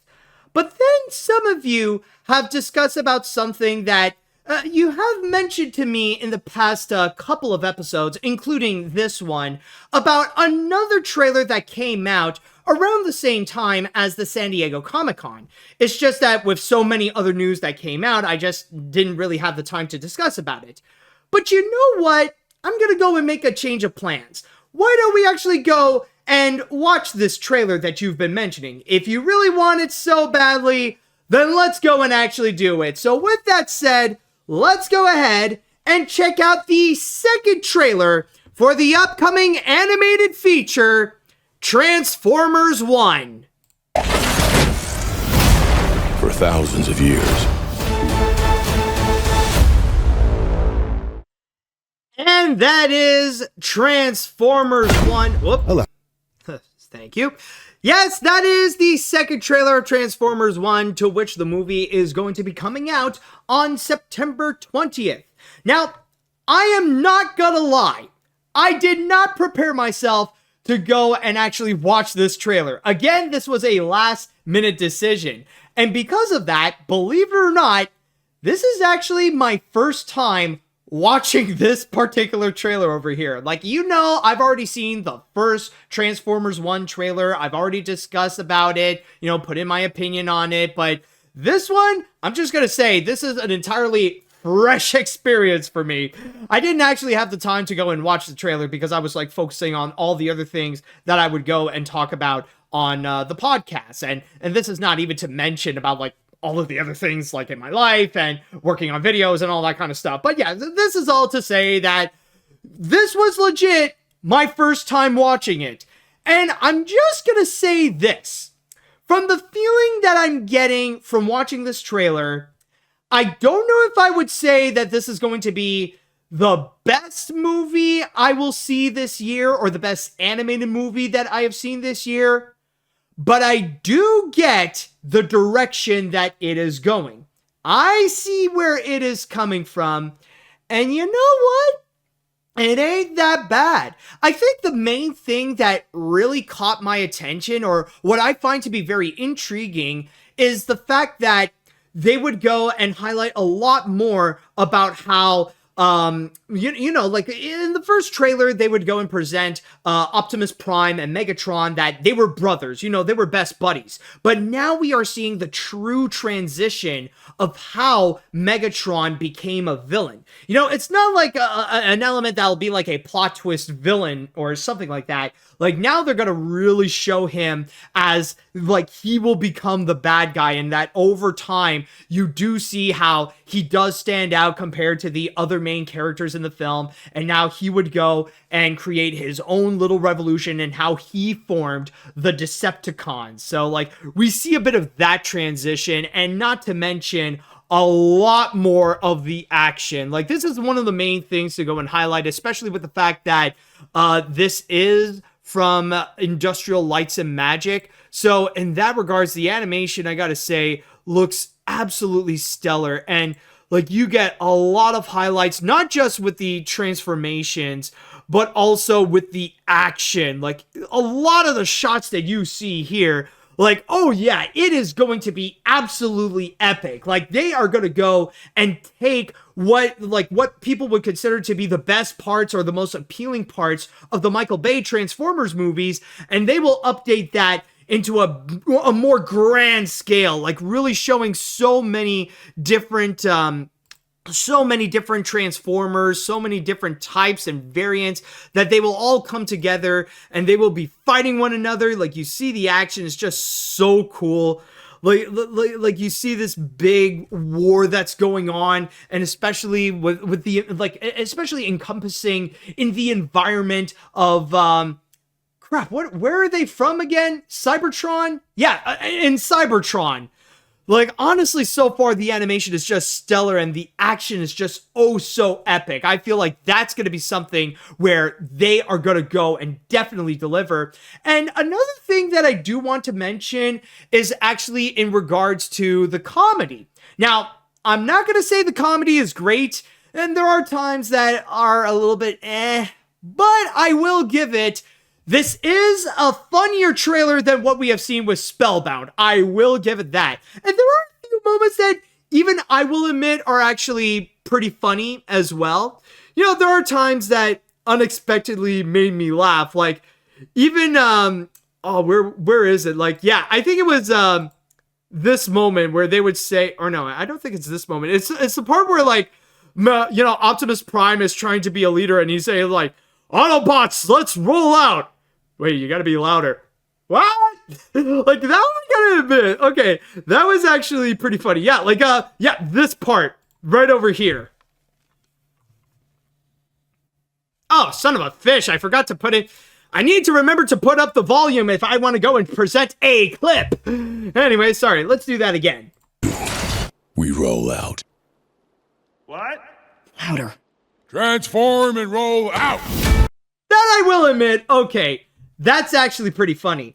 And not to mention, by the way, there was also a new introduction that not only are we getting more retro or OG Transformers characters, but I believe it, you could correct me if I'm wrong on this, but apparently we got an introduction to this movie Starscream that will be voiced by Steve Buscemi, which is right after the title came out. So it's like right over here. Look, that's Starscream, and you're Shockwave and Soundwave. Enough! Gosh, raise your hand if Wave is in your name. There's a lot of waves. Yeah, like that right there is just okay. Yeah, so Steve Buscemi is in this, so he's Starscream. So in that, or was he, or I don't know, but anyway, so like now we do get characters like Soundwave and Starscream appearing in this. So there's going to be a lot of throwbacks to that classic Transformers that they will be delivering on this. So I'm gonna say, honestly, with this trailer, like, there's a lot that I've already discussed about, and a lot of it does feel a little bit the same, you know, like they are presenting a lot of the main storyline, like showing us the prequel of all prequels to the Transformers and how characters like Optimus Prime, Megatron, Bumblebee, and RC, how they go, you know, how they would go and become the legendary Transformers that we know them to get today. And also, I see the chat wall, like, they're already mentioning their favorite part. Might as well give you a little bit of an encore of that if you really did enjoy that. So apparently the chat wall really loves the part where Optimus Prime's finger was about to transform. He can transform. Hey, Darkwing. Don't. My finger can transform. Guess which one? Allow me. Yeah, that one right over there. I definitely do see how some of you have definitely enjoyed that. You know, honestly, I'm kind of surprised that an animated film would be willing to go and do that too. But I guess nowadays, animated features, even like PG ones, are, you know, they're a lot more open to be risque that way. I mean, if we have seen a scene where Perito from Puss in Boots: The Last Wish would go and swear his ass off, even with all the bleeps, I guess we would have a little moment where Optimus Prime would go and almost present the middle finger in an animated feature. But like I said before, there's a lot of this that I see, you know, like a lot of it is the same from what we have been shown in the original trailer, where we do see how, you know, like, in fact, just after this, like how Megatron and Optimus Prime, that they were brothers. Also the animation being like very crisp and very solid to go and present Cybertron and all the different Transformers.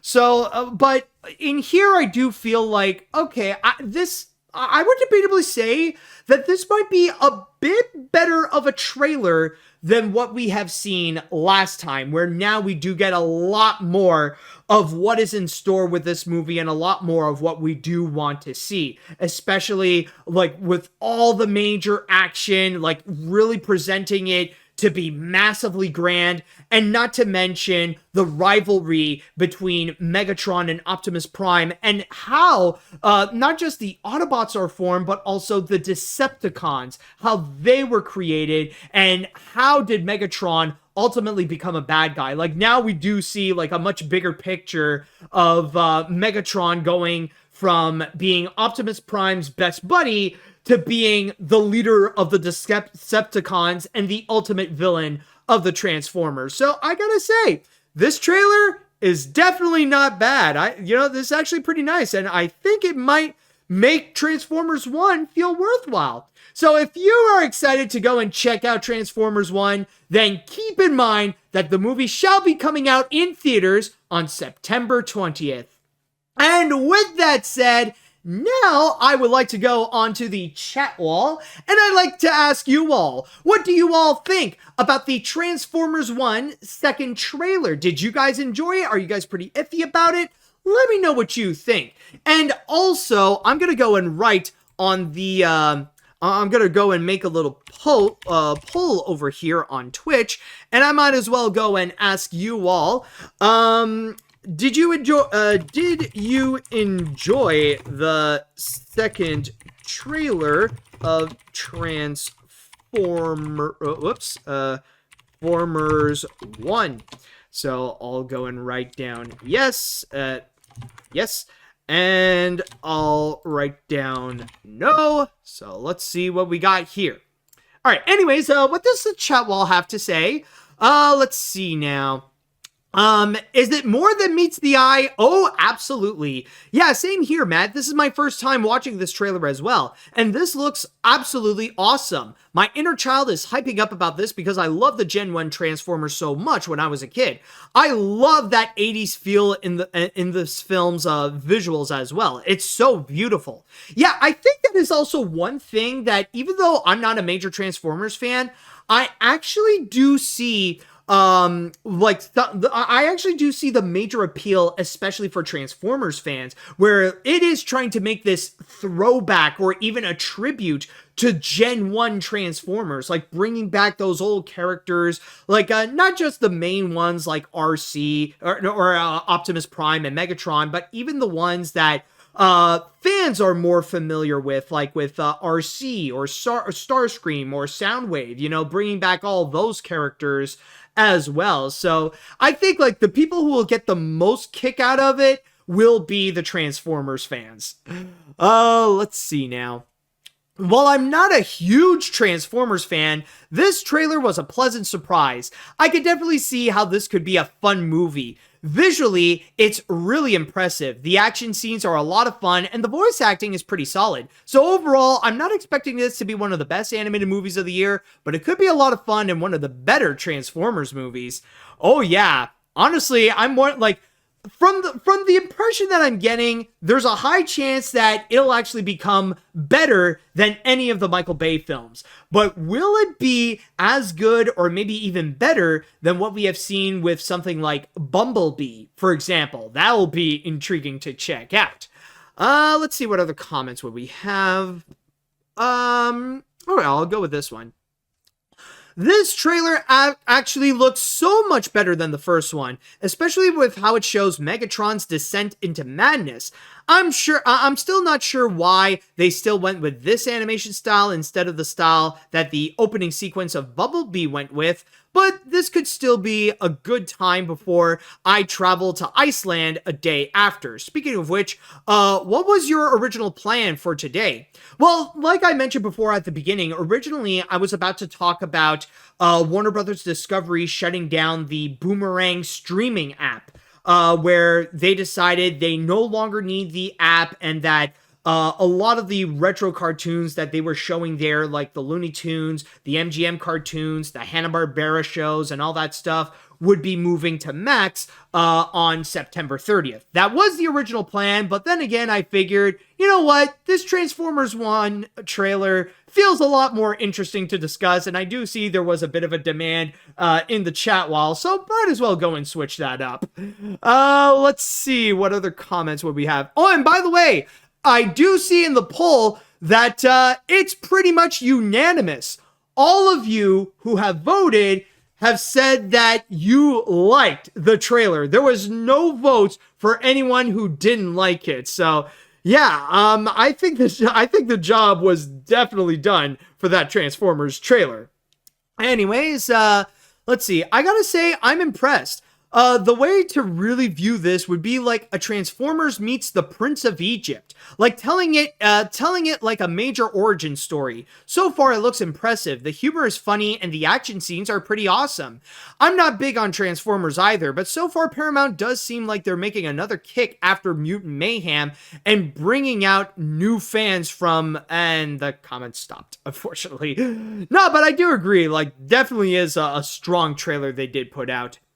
Let's see. I'm already hyped when the first trailer is out, and now with this new one, I will admit, it grabs my attention more. The animation is fantastic, of course, coming from ILM, the humor is funny, and the voices from the actors are fantastic. It is also worth noting that at a panel at San Diego Comic-Con, they have stated that there will be no humans in sight during the film, which is definitely a good thing if you're all wondering. Finally, a Transformers movie with no humans. Still looking forward to it next month. All right, well, this is more than meets the eye, no pun intended. The Robots in Disguise have a new trailer, and it looks awesome. This feels like an origin story from Optimus and Megatron, and I may not be a fan of Transformers, but this is so far surprising me. I could see how this could work, but will it be better than the Transformers the movie? We'll see. Oh yeah, we shall see. That's going to be an interesting discussion right there. Honestly, that does remind me, maybe before watching Transformers 1, I should check out the original movie again just to have that kind of comparison. You know, I'll need to take note of that for next month. Anyways, roll out to theaters. Honestly, I could see why this won't be the best animated film of the year, but it will still be an awesome movie similar to Bumblebee and Rise of the Beast. Also, Brian Tyler delivers every voiceover role from Spider-Verse to Transformers. Definitely. All right, I think I'm going to read one more comment before we move on to the finale.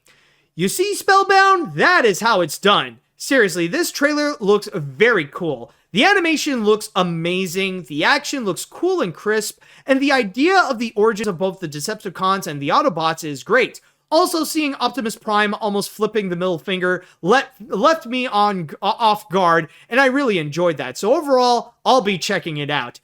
See, yep, it's just like what this trailer says, and honestly, I am so glad that I decided to switch plans and watch this instead, because let me tell you, Transformers 1 definitely feels like a breath of fresh air compared to the garbage that we have seen with Spellbound. So if you are excited for Transformers 1, then keep in mind that the movie shall be released in theaters on September 20th.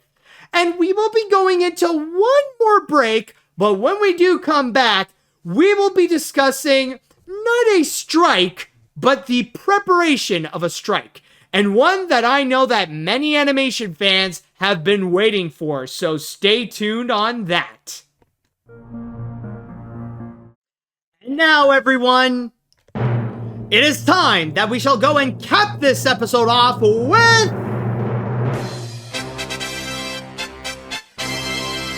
the grand finale. And for this grand finale, we shall be discussing about a potential strike. Now, I'm not saying that it will be a strike, but one that might happen.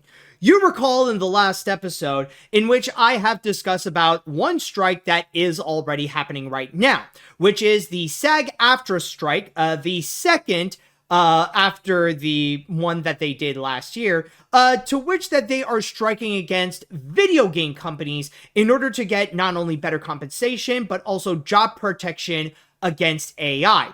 And I remember in the last episode when I talked about that, a lot of you have been wondering, when is it going to be animation's turn to go on strike?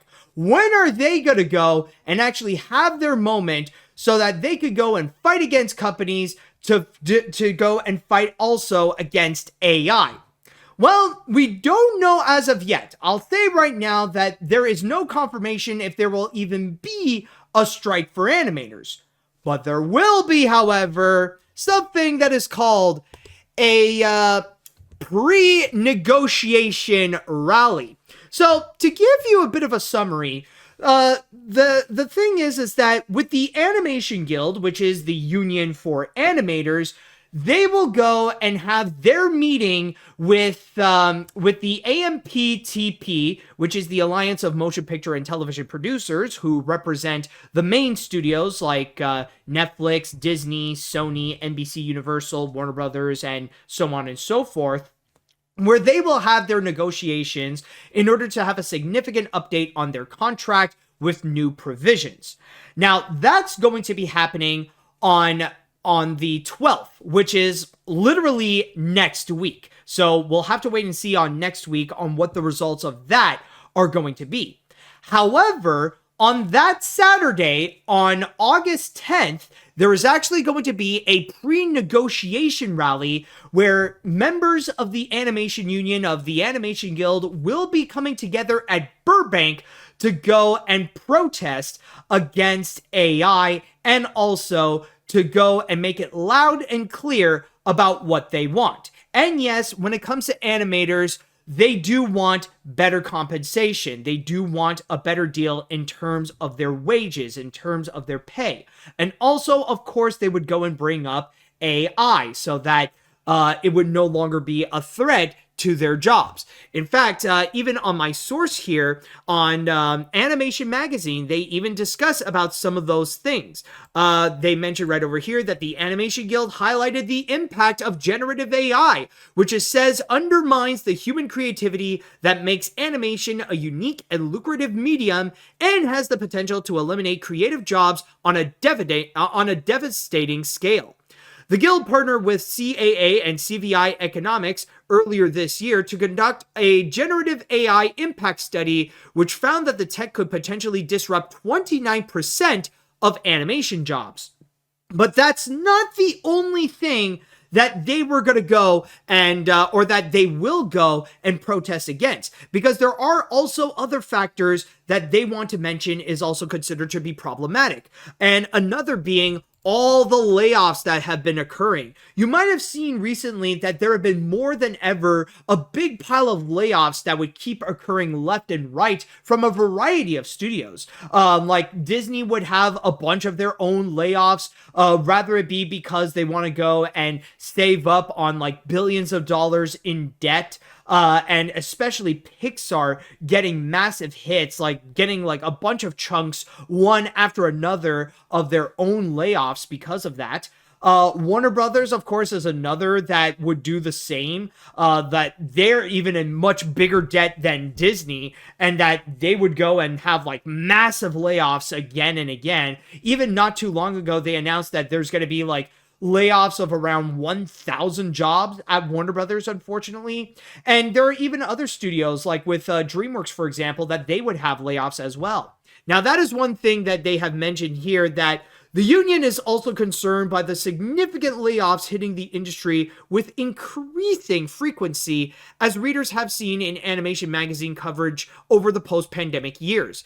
The Animation Guild shares that its anecdotal research and internal survey presents an estimated 1/3 of the Guild's animation workforce has been laid off in the past year. So, pretty much this year so far, 1/3 of union workers have unfortunately been laid off because of the moves that the companies would keep on doing again and again and again. And there is also one more factor that they even brought up, which is in terms of outsourcing, which it states here, outsourcing also remains a top concern in the animation community. The Animation Guild writes, Los Angeles County animation studios continue to send work to studios in Asia and Europe. Some of those studios, in turn, try to hire LA workers at lower rates without the benefits and protections provided by the unions. So pretty much to go and highlight how outsourcing is also another significant problem. And honestly, it's funny to mention that because these are some of the things that I recall mentioning in my recent video that I've done about a month ago. You probably have seen it if you watch my videos, which is the history of Sausage Party, which doesn't just tell about the history of what Sausage Party would do, not just the history of Sausage Party and what happened during the making of the film and the controversy surrounding it, but also would have a discussion piece in terms of toxic work environments and also union dodging from the studios and some of the tactics that they would go and do, which includes layoffs and especially outsourcing, where they would go and outsource their animation from to places like in Canada, in Australia, in Europe, like in France or in Spain, or even in Asia, especially if they want to go and have their animated films be cheaper. Like now that's becoming more and more and more of a common practice. And it is a serious concern that animators want to go and bring up, especially those in Los Angeles, where over the years, it's becoming less and less of a place where you can actually go and work as an animator, and let alone the housing and what it costs in order to live in Los Angeles in the first place. That's another subject where it is a complete nightmare right there. But with how the current climate of animation is going, especially working in animation, it's becoming more and more difficult to do so. That's why you would see animators frequently migrating from place to place in order to have a job. That's why it is less likely you'll find animators working in major movies in Los Angeles, and instead they'll be moving to places like in Vancouver, or maybe they would go and move to somewhere like in India, like in I forgot some of the places in India, but like they would move like in India or China, or they would move wherever in order to actually have a job. But the problem is, if they would go and move to those different areas outside of where the Animation Guild is present, then they're not going to get those provisions. They're not going to get any of those like benefits or any of those protections that they would have. They would end up being screwed over. Like whatever happens, well, that's on them, unfortunately. And yeah, honestly, even I was a little bit surprised when I saw some of the demands that they were making, because yeah, I was expecting like some of the common issues like better pay and generative AI, because that's what the entertainment people have been protesting so far. Even the SAG-AFTRA had to go and protest that several times. But in the case of the Animation Guild, it's a lot more than that. It's to go and highlight several problems that are currently happening with the animation industry that would leave the animators with the short end of the stick. And yeah, there should be honestly, I do agree that these issues should go and be addressed. And honestly, it's funny to mention that with animators, I could tell that they are the ones who are really riled up. I would debatably say that animators are more riled up about these types of working conditions and to get better treatment in their workforce, more so than I've seen with actors and with writers, because they know about the threats of AI. In fact, because of AI art that's been splurging everywhere on social media, they are aware that these things are there, that they are meant to go and replace actual artists, that you would get a bunch of people who would just write a few random words on a prompter, and then suddenly, boom, suddenly there's a piece of art, or a piece of art per se, that is meant to go and try to replace what people would do, like for painstaking hours to go and actually create. And that is that is honestly why we are even seeing a pre-negotiation rally. Like in the case that maybe a strike would not happen, animators really want to go and make their voices absolutely heard, so that they can ensure that there will be that they will go and fight back no matter what. Now, I will say this. The best case scenario would be if there is no strike in the first place, that they can avoid all this, and that the studios would actually go and meet up with the demands of what the Animation Guild is asking for. That would be the best case. And the negotiations are meant to go and avoid a strike. But if they have to, then they will go and take action. And I could see that with animators, along with this pre-negotiation rally, like they're doing every provision possible in order to make people aware of what is going on, in order to go and be aware that, you know, animators are really fighting this fight. In fact, I'm a part of this group on Discord, and they actually brought up that that they want YouTubers like myself to go and put out the message that this thing is happening. And I believe they said that they're going to be posting it on Thursday. In fact, I actually do have the post right over here. So this is something that you're going to expect, that there might be some YouTubers who do talk about animation, that they will go and they will make a community post on this on YouTube, in which it will state here, "I stand with animation. Soon the human animation workers will be negotiating a new contract for better pay and working conditions. As a content creator and as a fan of cartoons, I want to show my support and hope my subscribers and fellow fans will do the same. Please, if you can, sign up for the rally to support the Animation Guild in Burbank. If you can't make it, please boost by sharing this post. Show that you stand with those that make our favorite animated shows."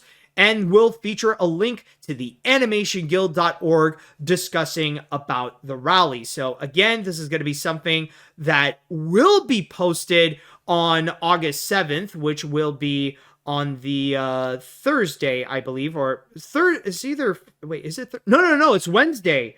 No, I just realized, no, this is going to be posted on Wednesday, actually, considering that it will be on the 7th. So just keep an eye out on that post. I will be doing it. Some of the other cartoon-related YouTubers will also be doing that post as well, just to let you know about what the rally is going to be about and what is going on. So overall, I will say, I know there's not necessarily a whole lot to discuss about, and I will save more of these discussions when the time comes, if maybe there might be a strike that will occur, but it shows how serious the animators are in terms of these negotiations, that, you know, they have been pushed for far too long and they want to make their voices heard, especially with the fact that they want to do their own rally right now, or their own like pre-strike, to go and let the studios know that they are ready to fight if need be, that they want to address the problems with the layoffs, with AI, with their payments, and with outsourcing. And they want to make sure they want to do everything they can in order for their demands to be met and for their jobs to be protected no matter what.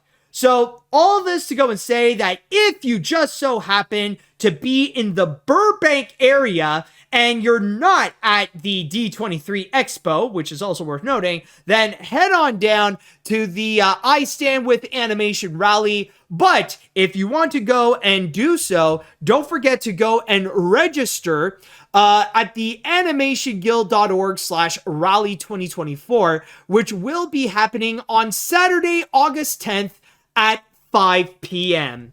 So with that said, now I would like to go onto the chat wall, and I'd like to ask you all, what do you all think about the rally? What do you all think about the demands that the Animation Guild is doing? And also, do you think a strike is going to occur? Do you think there will be an animation strike this year? Let me know what you think. Okay, let's see what we got here. I am all for the Animation Guild, and I absolutely do hope this new deal will be successful enough to avoid a strike. We want zero AI and better payment for the amazing folk in the animation industry, but unfortunately, I won't be able to attend the event since it's around the same time as D23, and I'll be busy working on my video reviewing D23 this year. If they had a different date, then I would absolutely love to join and support, but I'll still spread the word online on my channel. All right, awesome, dude. And, is there a way to also donate? Oh, that would actually be really cool. But anyways, let's see. I'm definitely wishing the Animation Guild the best, considering how animators and people who work in the animation industry are treated by these corporations and want a better deal. And honestly, I really am hoping that they can get a better deal, and I am hoping they can avoid a strike. But regardless, I wish them the best. All right, very nice. Very nice. I'll donate if they have the option. Okay. Good to know. Good to know. Anyways, my guess is, should this strike occur, most if not all the animated films released in 2025 and onward will be affected. Oh, that is for sure. I guess it depends on which ones. Considering that there's a lot of them that have been outsourced or are being outsourced right now, I guess we'll have to wait and see which ones can legitimately be affected. I don't know how much it'll be affected, but there could be some that might be affected either way. Anyways, let's see if there are other comments. Well, I guess this is what happens when the animation studios don't give some of the voice actors enough credit. Well, I mean, this is not necessarily about voice actors. This is about animators. But anyways, I'm wishing the Animation Guild the very best of luck. It's really sad that AI is taking over projects, and I'm hoping all the animators get payments they truly deserve. And I'm wishing the strike would not occur. If it did, then we'll do everything we can to have the companies hear out our voices to do better with their practices. Let's go, animators. All right. I am honestly surprised that the Animation Guild is actually bringing up the layoffs and outsourcing. I would have thought they'd focus on the AI and payment because, well, that is out of their control. But honestly, thank F for these concerns. Hold on a sec. Thank God for these concerns being brought up. I think an animation strike will occur, but I'm hoping that it won't be successful like it. But I'm worried. I'm worried that it won't be successful like with the writers and animators strike. People don't know animators, and the pool is much smaller, and the studio will just outsource rather than cave. I mean, we will see. We'll see how much it will affect them, and hopefully it might if a strike occur, but one step at a time. Like, for now, we got the pre-rally coming in, and it's only next week when the negotiations will start. Let's see now. The animation deal is such a great idea. Everybody in the animation community needs to stand with animation in order to get a better pay and better work environment, and hopefully it's going to happen. Also, last month, Redbox is removing the machines after the owner has filed for Chapter 11 bankruptcy. Oh, okay.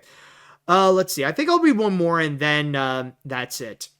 A pre-rally before the strike. That's how you could tell they are serious. If they have a strike, then they need better treatment. But if they don't get a strike, then this will be a moot point. But there is more of a chance that it will occur, so let's hope it doesn't.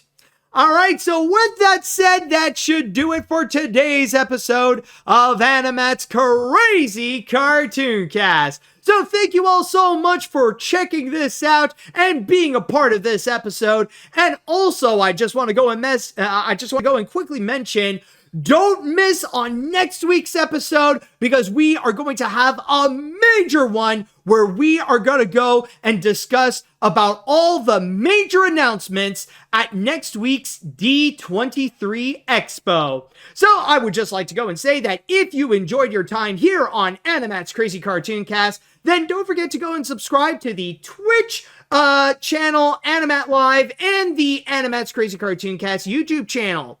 At the same time, if you do follow me on whatever if you listen to me on whatever podcast service you're listening to, then don't forget to go and follow me on whatever podcast service that you are listening to, like Spotify, Amazon, Apple, and more. And with that said and done, I would like to say thank you all so much for listening. Thank you all so much for watching. And until next time, see you later, dudes.